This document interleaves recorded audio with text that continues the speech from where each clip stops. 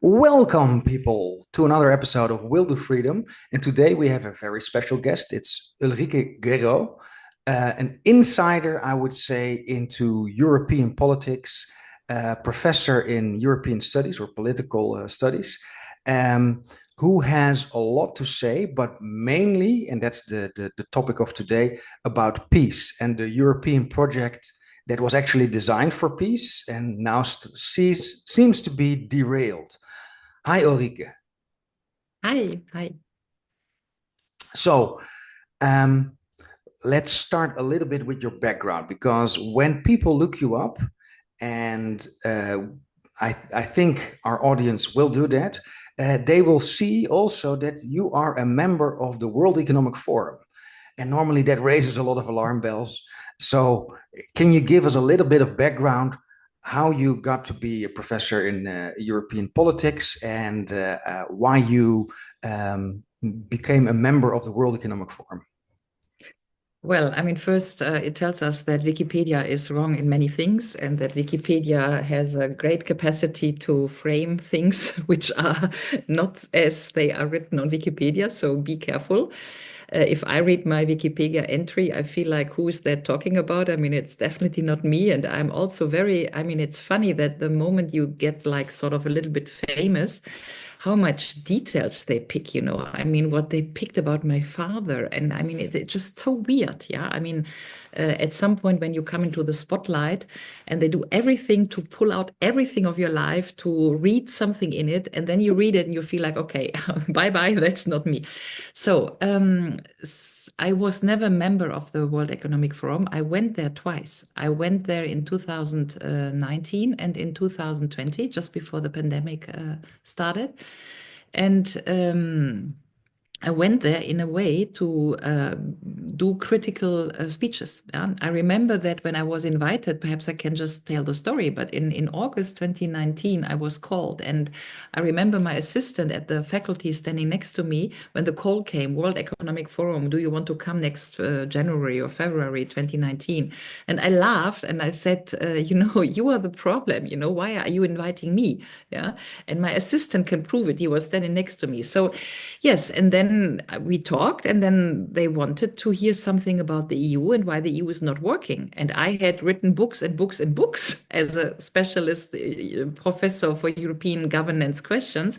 I started basically very early, but more outspokenly during the Euro crisis. You remember banking crisis, Euro crisis. That was my moment when I felt like the whole system is blowing up. You remembered Tsipras, you remember the lazy Greeks, the whole thing. And so by 20, I mean, I wrote a lot of stuff before, and it was also critical. And I was, basically saying the system needs to reform. The system is not democratic. The EU can't work like this. The government is flawed, blah, blah, blah.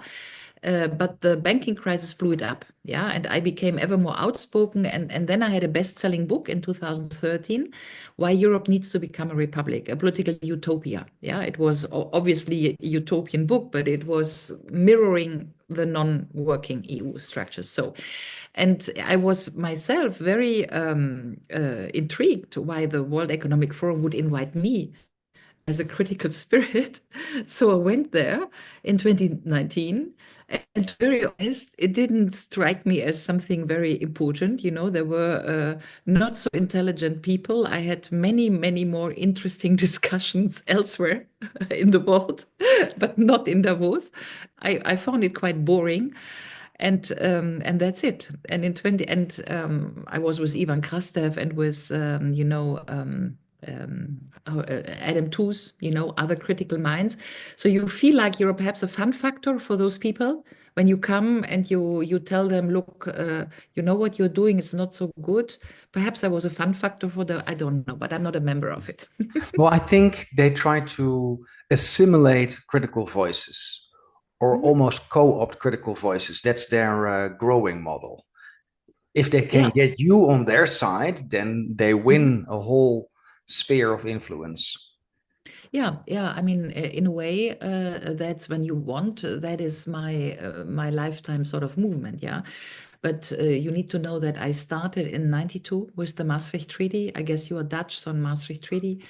And I remember I worked later for Jacques Delors. Perhaps some people may remember, but Jacques Delors was a French socialist. He was Catholic, he was trade unionist, he was in favor of peace. I mean, I think he was the greatest man at the head of the European Commission that we ever had, fully committed to do a people's Europe. Yeah. I mean, I remember sitting with Delors, discussing everything about trade unions in Europe. And so that we are talking about the 90s. Yeah, we are talking about the But 90s. that was Yeah. really the shift of the European Economic Free Zone and the Europese Gemeinschaft towards the European Union, which became a political union. And that is, I think, the Treaty of Maastricht. That's the tipping point, so to say.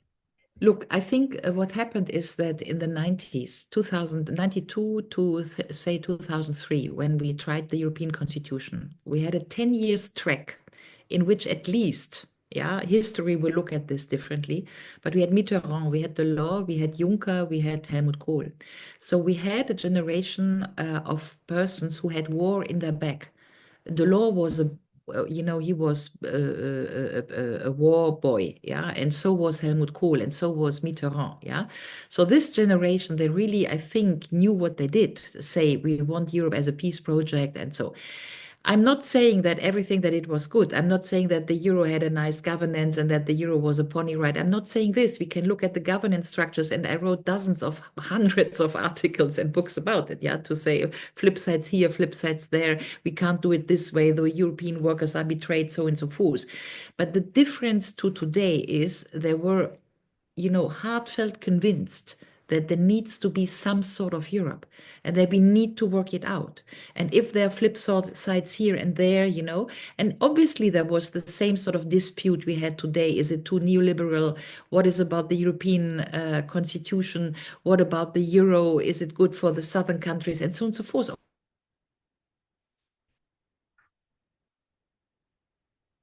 I mean, Sorry, I lost the there connection. was Continue. Yes. there was the connection. There was political energy in the system. Let me put it this way. There were just people convinced that Europe must exist. Yeah.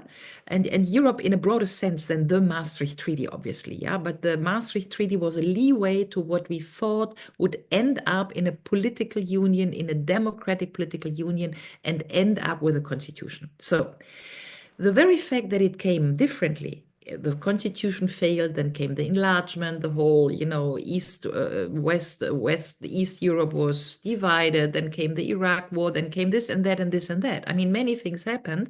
And if you look, for instance, I mean, people who want to know what I have been writing, go to my website, ulrike-gerow.eu. I have a website and I have my full list of publication. There is my CV, there's my full list of publication.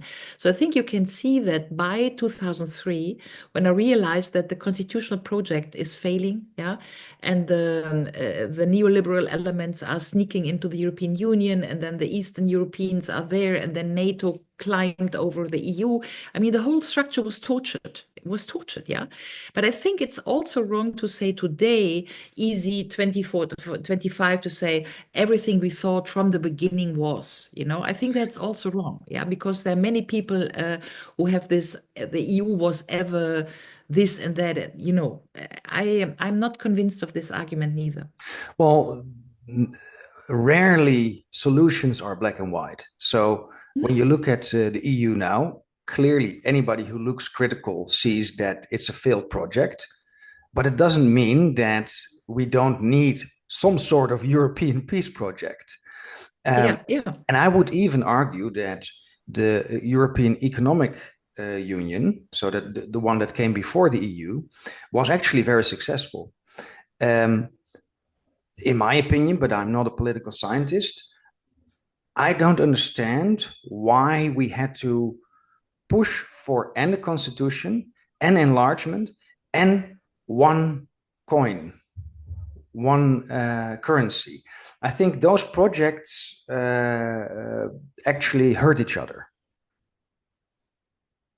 Well, again, I think two two visions on it. Yeah, you can say that it was since ever a project of the banks and industries and so. Yeah, and I would go with this for long sort of analysis because the citizens of Europe were always sort of on the backside, yeah, of the project. Yeah, still we had 79. Still we did for the first time a directly elected European Parliament. Still we had the Treaty of Amsterdam in which we basically enhanced the citizens' right. Yeah, I mean, I'm not so, I'm not sort of selling the European Union institutions like this because it's crap. I mean, I know sui generis, all these structures we have been talking about, yeah. But you ask me why we did it in the first place. And if for a second we say, oh, it was not only sort of conspiracy that the banks wanted this and the industry wanted that. Look, in the 70s, we had Nixon who dropped out the dollar and the gold standard. Yeah. And European markets had a hard time. And the currencies were floating against each other. And so the European market didn't function and the currency system didn't function. That's what we call European snake. Yeah. So basically, all European currencies were pegged to the dollar. And then came Kissinger and said, the dollar is our currency and your problem. And then Giscard and then Valéry Giscard and Schmidt said, okay, the dollar is their currency and our problem. Should perhaps we do a single currency to fix that problem? So I know that today barely understandable, yeah, because we have been seeing the Euro crisis, we have been seeing the lazy Greeks. I mean, we have been seeing everything, we have been seeing austerity and so. But if you are in 79, perhaps it was a good idea. You just wanted to fix a problem which by then was on the agenda. And then At the that problem goes moment, in goes. at that Yeah. moment, I believe not even Spain and Portugal were members. So in the constellation that was back then, maybe a union with a single currency could have worked. And that's my point. If you do all those things together, a political union, enlargement to the east, enlargement to the south, and a financial union, I think that's where it really derailed. It was hubris, like you said, a utopian project. Utopian projects normally lead to disaster. That's one of the. No, no, no. I wrote a utopia. The EU was pretty real. I mean, I Oh, wrote but a utopia because I agree with you that it was overloaded in the 90s. I agree with you. Yeah. But, there was the pressure, Soviet Union failing, all the Eastern. I mean, I worked there with the law. I remember these days. Yeah. I remember that nobody could wait. We couldn't tell the Eastern Europeans, wait 30 years, we have first the euro to do. Yeah. And then the constitution, then we come back. No, they wanted to be in the European Union tomorrow. Yeah, tomorrow. So again, it's easy to sit today and to say, look, I mean, why did you do this in the 90s? In the 90s, I would say it made sense. But and many things made sense. I'm not saying that it was all okay or we couldn't have done better here and there. Yes, but there were people who tried to do good things and things made sense and they were under political control. I would argue again that after millennium, 2001, enlargement, euro, constitution fails, French no, Dutch no, population turns sour, resentment against the EU, populism rises, banking crisis, lazy Greeks, blah, blah, blah. So then we have a 20 years sort of institutional, political, social, economic super crisis in Europe. Yeah. But it's perhaps because a project that was overloaded just blew up at the beginning of this century in a way. Yeah. And today, the problem for me is that it's very hard to go back to the origins, what we wanted. Yeah, because now everybody is totally fed up with the EU and including myself. That's why I wrote the Utopia. I wrote basically how Europe could function as a republic. Yeah, that's my book. Yeah. Decentralized, very low key. And so I wrote this in 2000, but actually, it's translated in Dutch. It was a bestseller, and I Then we had will eight. put that in the description. We put a Yeah, link to the. yeah. Let Yeah. me. Do I have this here? Warum et Europa Mass, Republik bekomme Mass? Ich kann kein Niederländisch, but it was Atlas Publishing in Amsterdam. So I have actually two books in Dutch. The next I is also translated. So for those who want to look, but my book, I wrote it in reaction to the EU not functioning. Yeah. So yeah. So the most important part is we are at war. If you listen to our politicians, we are literally at war. We have a war in the heart of Europe. Of course, those are normally exaggerations. However, war is terrible, and I agree with you that the politicians like Kohl and Mitterrand that you just mentioned had the war in the back of their mind because they lived through that. This was maybe the most important reason to start a union to begin with. Now we have gone, we strayed from that path, and you have started a movement or a project for peace. Can you tell us something about that? yeah, I can. So if you want to check it up, then you go Google and you do www.europeanpeaceproject.eu, all in one word. And then we find a manifesto, which is very short, which is one page, which you read in 3 minutes or so. And you find it in something like 25 languages. We are very proud. We also have Esperanto and Russian and Latin, and we do So this also. is the Dutch version that we attached in our last newsletter. Okay, yeah. And the idea is to do, it's an art project, yeah. And the idea is to do a performative speech act. Yeah, performative speech act is that I am a true believer that thoughts become words, become action, become reality, which is we need to speak out what we want. And if the other side, the governments are talking war, war, war, mantra war, yeah, we want to talk mantra peace. And the idea was instead of doing a peace demonstration, I know there will be one in Rotterdam, I think on the 25th of June. I'm invited. I probably come, depending on my lawsuit. I will talk about it later. But demonstrations, you need to travel, yeah, to together. And many people cannot travel or it's far away, whatever. And so we wanted to do something very low-key where everybody, where he is and where he lives, in his house, can do the thing, which is at the 9th of May, 5 p.m., you open your window and into the street, which is the public space. From you, your home of peace, you read into the street, the public space, the manifesto. And you can download it from the internet, again, in the language you want. If you want to read it in Finnish or in Albanese, or you want to read it in Latin or in Esperanto or in Russian, you read it in the language you want. Obviously, you can adapt a sentence or make some sentence less or make some sentence more. I mean, that's also, it's an art project. But what we wanted to create is the European citizens at one day, at one moment in time, we open the window and there's a wave of speech, a wave of speech act, a wave of performative speech act that goes literally, you are sitting in Portugal, literally from Portugal to Moscow, because we have people participating in Ukraine, we have people participating in Moscow, and that is sort of the vibration we want to create. Nice.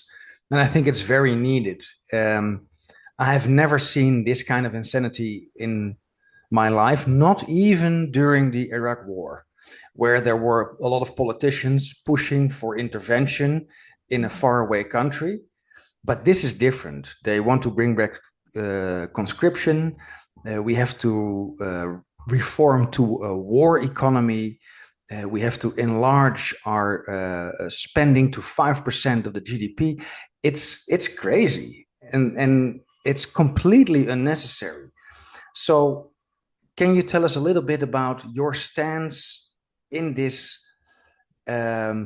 local war in Ukraine that has the potential to become a much bigger war? Because I think that also will lead us to one of your projects that you're currently working with is your former employer and the court case.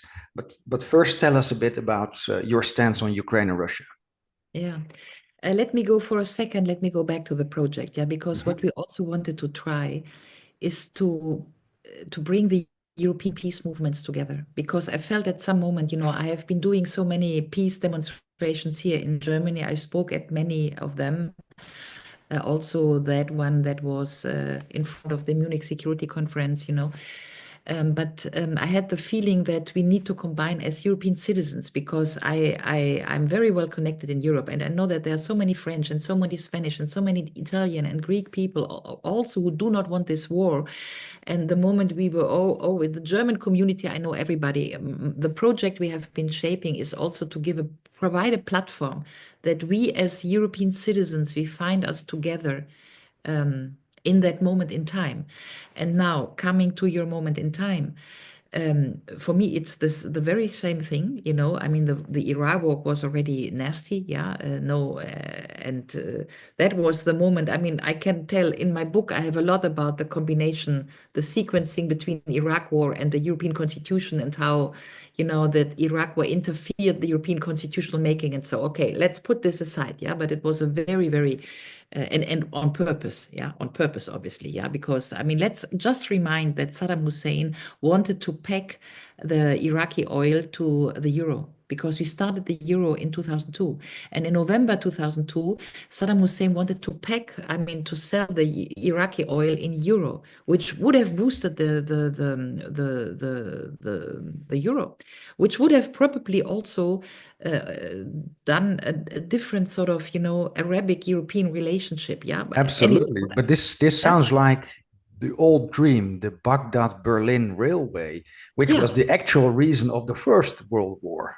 So, yeah. So now it's getting interesting. Yeah. But let's just say that half a year later, the Iraqi war started. Yeah. To prevent the Berlin Baghdad, but also to prevent, you know, uh, Arabic and Occident Orient, I mean, from the beginning of Europe, I mean, in Homer, Ilias, it's Occident Orient, yeah. So we should have an Occident Orient sort of thing here, but the three wars, Libya, Iraq, and then Syria, basically blew up the whole Mediterranean area, and the refugees could come to Europe. So there was, so much derangement of the European project, and we can't find ourselves in this. Yeah, it's a tragical moment for me. It's a tragical moment for me what happened. As I said, since 25 years now, for me, the project blew up, say, 25 years ago, 2001, 2, 3, 4, with everything failing, yeah, what we wanted by then. So now, what is my position? Well, not only this failed, but what the second project we wanted in Europe is the European security architecture with Russia after 91. Yeah, we had the Charta of Paris in 1990 in November. We created the OSCE. So essentially, going back to the 90s, 89, 90, we wanted the political union for the western part. And then we wanted the European security architecture together with Russia. That was the idea of Egon Bahr, Helmut Schmidt, and Kreisky and Olaf Palme. Yeah. And in a way, I mean, without going deeper, but you can now point to historical sort of analysis that everything has been torpedoed. Yeah, the Swedish-Russian relationship, the Austrian-Russian relationship, the German-Russian relationship, whatever. Yeah. So, and there were American the interferences. Yeah, clear. We already talked about Iraq and Baghdad and so. Yeah.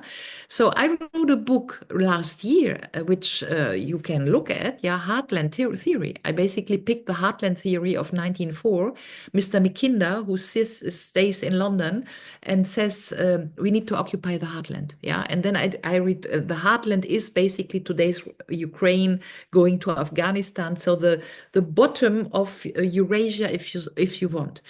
And then there is an Anglo-Saxon sort of theory, and this is all there. That's George Friedman, that's, many, many people, Brzezinski has been written book saying, no, Europe and Russia should not come together, and the Anglo-Saxons need to occupy the heartland. Yeah. And I feel this is so abominable. I mean, I'm always working with the oldest European map, and the oldest European map from 1534 is a woman, very beautiful, who stands with her feet on Russian soil. Stands with her feet on Russian soil, yeah. Organic, full body, very beautiful, Mrs. Europe.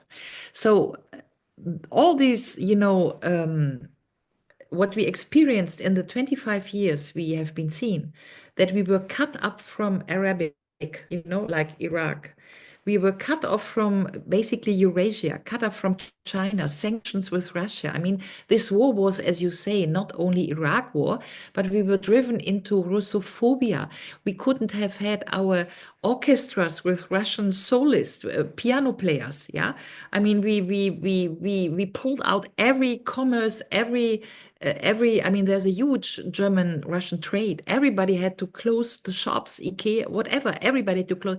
It is so. And then we confiscated the Russian savings. I mean, never ever in the world history the West was so much in infringement, which is own regulation of war, yeah, like a confiscation of what the Russians have in Western banks. So all this to say, when it started in 22, I was totally traumatized. I mean, you need to imagine, I'm 60 years. I worked 30 years, more or less heartfelt, for developing the EU into a peace project with Jacques Delors, setting all these things up. Then, since 20 years, I observe, it's not good. It's not going good. It's not going well. It's not going well. Then came the banking crisis, and I'm already there. God, what is happening here?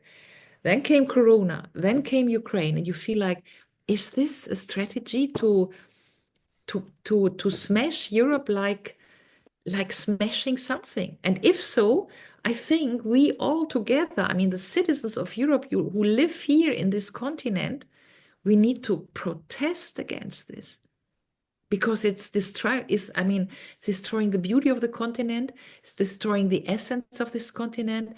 It's destroying the belief systems. It's destroying its ancestry. It's destroying its geography. It's destroying everything. Was destroying the credibility and the rules-based Credibility. order. Europe has been a light in the darkness when it comes to international law, but not anymore, I would say. If you look at the peace negotiations, which are not going anywhere, I would say, one can hardly blame Russia. And I'm not speaking anything in favor of Russia, but the whole stance of Europe has been completely disingenuous. They cannot be trusted.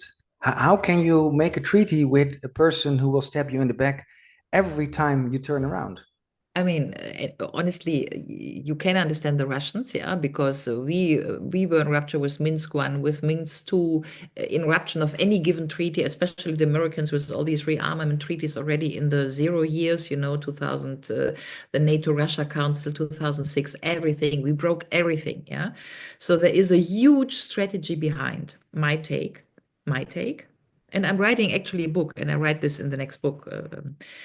And then we come to the lawsuit because for my last book, I was fired in which I wrote these things from university. So here I go. For me, it seems as if when Trump came and he said this peace within 24 hours, I can do peace, yeah. And they tried hard. I think they tried hard with Saudi Arabia and the negotiations, yeah.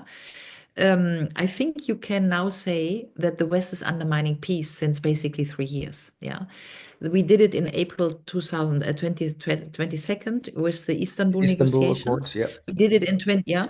We did it in 23 when there was after the Russian sort of there was a military sort of thing, but then in July 23 there was another sort of signaling, hey, you want peace? Yeah, I think since a couple of years it's basically Russia who says you want peace, you want peace. Okay, if not, I go. Yeah, see, I'm not a military sort of specialist, but taken from here and observing this back and forth with the peace thing, there was also a very interesting article in a Berliner Zeitung, is a cool journal in Germany. Wrote this also in Le Monde Diplomatique, so I think you can look it up in Italian and Spanish and perhaps even Portuguese. He wrote why the West is and the EU is undermining the negotiations. Yeah. So my reading is that not only we undermined it all the last years, but now when Trump came and said to the Europeans, "Look, let's do this peace thing." Yeah. And the Europeans said, "No, we need to go alone against Russia." I mean, this. Yeah, I mean, this was the weirdest moment of all, that a peace project is perverted into a war project, and Europe, who has told citizens, EU ist nie wieder Krieg, the EU is no more war. And we switch to war like this, whereas the Americans want to withdraw. That was for me, how do you say this? I mean, really the psychological end of the story. Unimaginable. I mean, Yeah. it's so, yeah. Let's pick it up again from Ukraine and why, particular, this war is such a crisis of the European project. Well, yeah, I think it's a crisis. And again, my next book is about this. I mean, I think we lost our value system. We lost our convictions. We are in trahison of the continent and what the heritage of this continent is. We wanted to be, I mean, you know, La République des Lettres. I mean, we have centuries of history together, La République des Lettres and, you know, Augustine and Christianity and Latin and the Roman Empire. I mean, there is a lot that ties us together. Yeah, it, by the way, has not to do with nation states. Yeah, but there's The a lot. Renaissance, Industrial Revolution, Yeah, we can whatever. go on and Yeah. on and on. Yeah, and the architecture and so yeah, so there is a tie. And for me, it's close to a civilizatory loss what we are doing, because in a way we invented. I mean, I do not want to be European imperialism. Yeah, I know all the bad sides and flip sides of the continent to make that sure. Yeah, but still, we had the Westphalian peace in 1644, 48. We had invented diplomacy, if you want, yeah, because we were in war every time. I mean, Europe is a history of war. And so we at least invented diplomacy, yeah, and we realized that you need an equilibrium of power. So Europe was always equilibrium of power and diplomacy, yeah, and take care that not somebody becomes too important, invade, yeah, in all these kingdoms. So I think there is something to look for, and now we are preparing for multipolar world.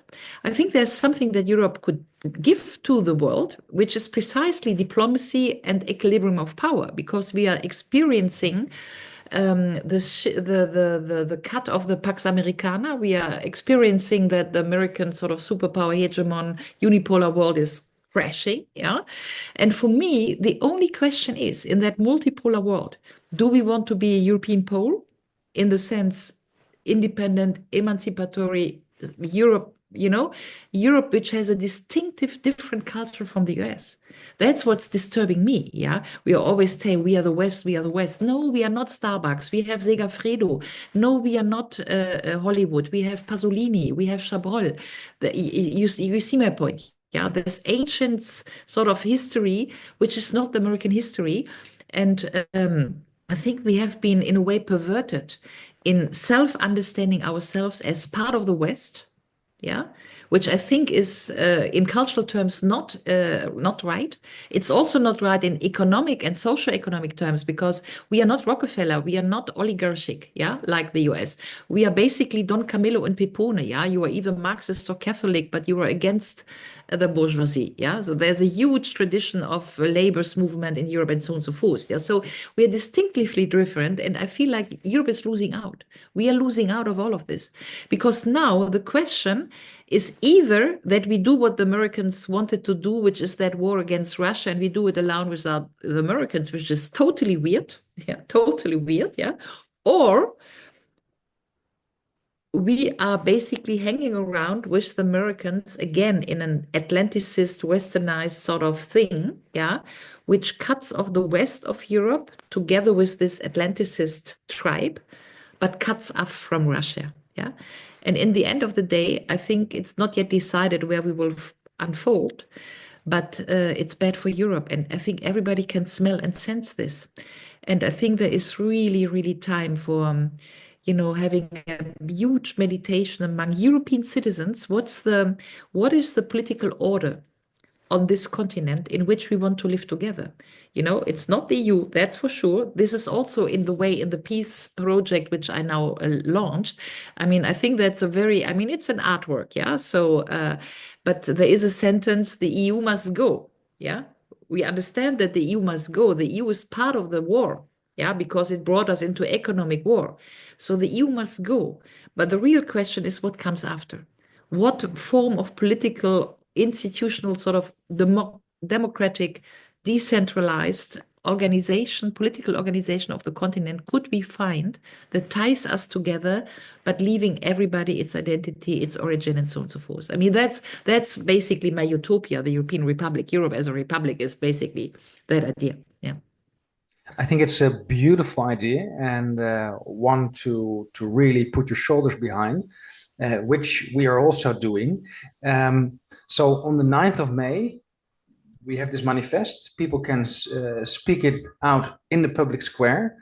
And by manifesting, by putting thoughts into words, into actions, it creates reality. That's the whole idea of empowering the citizens of Europe, not the institutions, but taking back our own citizens destiny. of Europe, yeah, taking back control in a way, taking back control, yeah.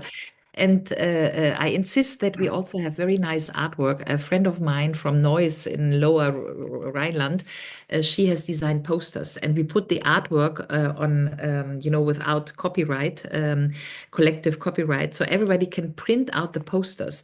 And so you are in Dublin or in Thessaloniki, so in Sweden, that we have a sort of art line, a design line through the whole project. And what we would love people to do is go to a copy shop, download the posters, print it on a whatever t-shirt, print it on a poster, DIN A4, DIN A3, hang it in your shop, put it on a bottom, but there is an art line, yeah? And it would be so nice to imagine the same poster hanging from Dublin or Lisbon to Moscow, via Turin and via Warsaw, I mean, just the idea that everybody where he is can do this, and it's not cost intensive, yeah? And €2 showing coffee with shop. that, showing the solidarity between all European people, because Yeah. Russians and Ukrainians don't want to be in a war. Yeah, Europeans don't want to have a war with Russia or with any other no, country. It's a made-up story to push totally. people to commit heinous acts from which just a very small elite benefits. Yeah, and economic elite especially. Yeah, I mean it's no, it's insane. And if you go through all this psychological preparedness there in Germany, it's very intense. Yeah, they're sort of kriegstüchtig. Now they are getting the militaries to the school. They are pulling out. I mean, the It's kids. the same in Holland. It's the same, I would say, It, all over the continent, which is also strange because it's prohibited by law. Warmongering is a crime. yeah, yeah, Yet our governments are doing yeah. it And by it's spades. yeah, and if you are against the war, you are right wing. Yeah, that's also because now the interesting thing is the right wingers were also accused. Yeah, they are for the fatherland and all this, right wing rhetoric. Yeah, but now, the village I come from is a small village. Yesterday, the headline of that journal is "Fürs Vaterland sterben," die for the fatherland. Yeah, so it's okay. If fatherland is right wing, now the government is right wing because the government wants us to die for the fatherland. I mean, I feel like we did it twice. We had it twice last century. Can I put down something into the camera because I'm, Of course. one of my favorite book is a French one. Yeah, Laurent Godet, Nous l'Europe, Banquet des Peuples. It's a poem. It's like the Ilias from Homer. And it covers 100 years of war history from 1848 to Ukraine. Yeah, 100, a little bit more. Yeah, it's very beautiful. And Laurent Godet, who I know, it's a theater place because my friend Roland Osé, who's French, has a theater group, and the theater group is all European. They have people from Ukraine, from Poland, from Russia, from Italy, from Portugal, 40 people, super. So you can find this in the internet, yeah, the theater play, Nous l'Europe. And there is one sentence of the poem, and it runs like Ce que nous partageons, c'est que on a été tous bourreaux et victimes. What we are sharing in Europe is that we all have been slaughters and victims. So we have collective memory of what that is war. There is still, Franco. There is still a civil war in Spain. There is still La Résistance Française. There is still, the Italian Resistenza Antifascista, Manifesto di Ventotene. This is, I think, in our DNA. And if they spoil it and screw it up, I think we need really to save it. I mean, again, I feel like I'm getting nuts about this, that we are doing it for the third time. And a third world war, I don't know whether people know this Emmanuel Todd book, this sort of third world war theory. But, with China, Iran, and what the US is doing, I mean, there is potential of escalation, yeah. And I think if Europe wants a place in the multipolar world, this time it's real. We need to defend peace at all price. At all price. We need to stop this. And you are right. I think Putin doesn't want it. So, and I think peace cannot be won with war, because that's the never. rhetoric that the EU says, but we Yeah. want peace because Yeah. we want to overcome the adversary, and then it will be peace. And Yeah. that's the craziest thing. That's advocating for war and not peace. Look, I have two sons living in Paris from a French man, so 33 and 31 years old. I see them because I also have two grandfathers in the war 44. One is dead in Riga, today's, I think it's Estonia. And the other came back without legs. Yeah. And so I have a war history of two grandfathers. Grandfathers. One was missing, one without legs. That is not far away for me. Yeah. And so a widow, from war. And then my mother flew from Poland to Western Germany. Yeah. So I'm basically what you call Kriegs grandchildren. Yeah. Not war children, but war grandchildren. That's the third generation. So I have it in my DNA. I know what I mean. There is, when I married my French man in 91, his grandmother had the grandfather was in German war arrestment for 6 years. Yeah, so there was a war story there too. I go back to Laurent Godet, which is ce que nous partageons en Europe, c'est qu'on a tous été bourreaux et victimes. And I think there is like karma. We need to solve this. Yeah, we know it doesn't work. And this time, I think it's very important because we could see this continent destroyed, so much destroyed by war. That's the one thing, but destroyed culturally in its civic sort of, ancestry. La République des Lettres, everything Europe stands for. So I'm deeply concerned, and it's very interesting to think about why the younger generation is not so concerned. There's a very interesting, sociological study to make why the younger generation, at least in Germany, is not so much demonstrating for peace. It's all around Europe, and it's very intentional. They have been the targets of hyper propaganda using not only the normal media but also social media, dumbing down, etc., etc. But we come to the last subject, and that is your court case, because you feel and breathe Europe and what it stands for, the cultural heritage and the lessons that we have learned as a continent with all these destructive wars, that we must be a project for peace. Now, I would argue, I would normally think that your employer, the university, would applaud you for this and would give you a medal or an honorary doctorate. Yet they have not done that yet. Well, I mean, that's the Corpus Delicti, if you want. That's a book I wrote in 22 in October together with Hauke Ritz, yeah. Endgame Europe. So say 20 years, half ago, I already had the same sentiment. There's really something bold at stage, and it's the destruction of Europe.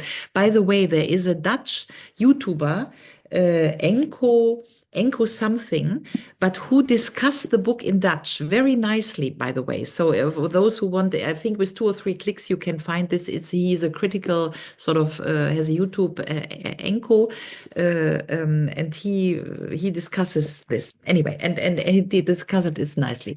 So I was very pleased. The book has a 3rd chapter, And in the third chapter, we have all the documentary of all the NATO sources preparing this war. I mean, we argue it's a proxy game, a proxy war. The book is out in October 22. Yeah. Now it's in the New York Times. Now, no, everybody who wants to know now knows that this was a proxy war. But in October 22, we were more or less the first and very bold with many, biolabors in Ukraine, all these things. We have the sources here. Yeah. Yeah, you exposed them at a very critical time because in September 2022, of course, we had the biggest bio or eco-terrorist attack in Europe on the Nord Stream Yeah. pipelines. I just wanted to say, so we were just a couple of days after the pipeline, and you need to know. I mean, in a way, I'm a little bit prominent in Germany because I was so long in the system and a professor and many times in TV shows. So, um, um, I mean, I'm known here, yeah. And so that I would go not with the mainstream argument on war, but say, look, there's a different story here. You can be a dissident, but there are many unknown dissidents who do good work, but they are not in the focus of public attention, yeah. I was not only a dissident, I was a heretic. Yeah. And that's a different thing, yeah. And I do not want to go too personal, but it was really, really, really bad, yeah. I had a wave of shitstorms. There is even a book written about it, Der Fall Guerot, 180 damaging articles, and 10 days after the book was published, the university distanced from me publicly. So the university said, we are distancing from this book, and then, which is a very, very unusual sort of feature. A university has not to distance from what I think, yeah, because I'm free in a country where research and teaching is free, and so I'm not speaking on behalf of the university. Yeah, that was in the declaration of the university that the corpus of the university is distancing from me. So that was a very, very weird thing. I suffered a lot, and it was hard because I was, pushed out of university, lost my salary from one day to the other. I mean, you need time to recover, yeah, because it was what we say in Germany, we call Rufmord. So your honor, all your recognition is destroyed, yeah. And then financially, you're also destroyed here. So you're destroyed in person, integrity, everything, but also financially, yeah. So I needed 2 years to basically recover. And now I went to court because obviously this licenciement was illegal, yeah. And the court case is now taking place on 16th of May, 10:45 in Cologne. It's the second level because I lost in the first level. Uh, Many people saying it was a political distortion in the first level. Absolutely. I'm very familiar with the German courts. They are as corrupt as in Holland. And now I'm on the second level, and I am still believing in the Federal Republic of Germany and in the law. And let's see what that will mean. Whatever it is, there is public interest. There will be a demonstration, yeah, and not only for me, but for, freedom of science. In the Kölner Dom, is this cathedral in Cologne. And there's a saying in Germany, vor Gericht und auf hoher See bist du Gottes Hand, on high sea sailing, and when you are having a court case, you're in the hands of God. So because the cathedral of Cologne is next to the to the building, perhaps I have a chance, yeah. So, but Tucker Carlson, for instance, is also informed about the case. So, I'm not talking about me. I'm talking about the system, which is the science system, and which is the system of liberal thinking and free thinking, and of saying, look, I make a counter argument, yeah, to your war theory, and I have many, many, many sources. You want to discuss them? This is a modern version of book burning. This is what the Catholic Church did with the Holy Inquisition, where unacceptable ideas were literally burned. Yeah, I mean, we had also cases in book burning in Germany. Yeah, I do not need to remember. So that is why, after 2 years, I'm relaxed. Yeah, I'm relaxed for myself because for me, the worst is behind. I survived honor killing and I survived existential um, knockout. I survived. Yeah. But I'm very interested in seeing the court case unfolding because for me now, I look as if it's not me sitting in there, but I look from the outside and say, okay, what are they going to do with that case? Yeah. And that will be interesting to so you see what I'm Yeah, emotionally I stepped out of my own case, and it's just an abstract case for the history of this country and the university history. Yeah. I completely agree and understand what you mean. We conduct a lot of court cases in Holland mainly, but also in Germany. And we've gotten to a point where it's not about winning anymore. No, we put the court system on trial. We put Yeah. science on trial. We put the media on trial. How they handle it, that will be in the history books. Yeah. And that will be their sort of blame. Yeah. Yeah. So I'm basically saying to myself, it's no longer about me. It's about the judge. Yeah. How he will go Exactly. to bed in the evening. Yeah. Exactly. Thank you very much. Is there a wish or a message that you feel that you need to convey to the audience? Well, 9th of May, 5 p.m., open your window and help us making a wave of performative speech act throughout the European continent. And if you start in Portugal, we have this wave. I will. Thank you very much for this lovely conversation. Thank you so much, Willem.